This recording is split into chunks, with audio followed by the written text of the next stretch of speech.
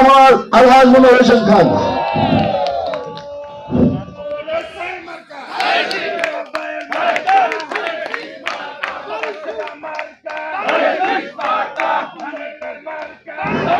বন্ধ করো,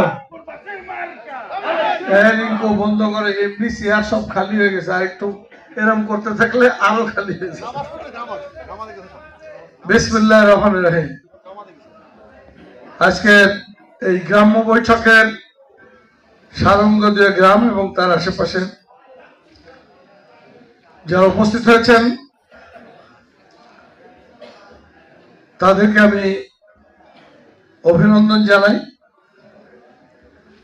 আজকের এই গ্রাম্য বৈঠকের সংগ্রামী সভাপতি, উপস্থিত আপনাদের অঞ্চলের নেতৃবৃন্দ, উপস্থিত জেলা বিএনপির সিনিয়র যুগ্ম আহ্বায়ক বীর মুক্তিযোদ্ধা জনাব আক্তার হোসেন, যুগ্ম আহ্বায়ক জনাব খান হাসান ইমাম সুজা, যুগ্ম আহ্বায়ক মোহাম্মদ আলমগীর হোসেন, জেলা বিএনপির অন্যতম নেতা সাবেক সদর উপজেলার আহ্বায়ক জনাব কুতুবুদ্দিন আহমেদ, উপস্থিত রয়েছেন পূজা উদযাপন ফ্রন্টের মাগুরা জেলার সংগ্রামী আহ্বায়ক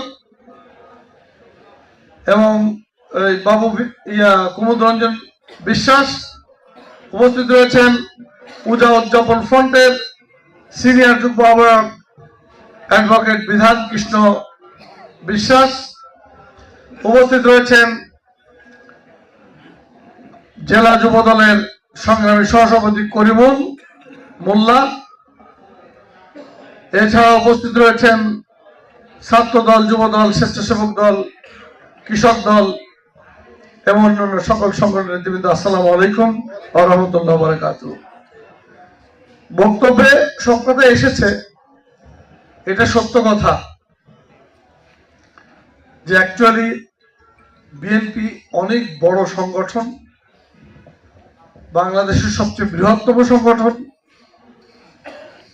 এই সংগঠনের উপরে যারা আমরা এই দল করি প্রত্যেকের আমাদের নিজের প্রতি এবং দলের প্রতি একটা অন্যরকম একটা বিশ্বাস এবং আস্থা রয়েছে।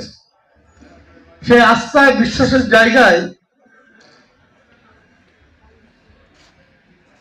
যে কথা আমাদের অনেক বক্তা ইতিমধ্যে বলেছেন, সেখানে কি ঘটছে অ্যাকচুয়ালি আমাদের বাড়িতে,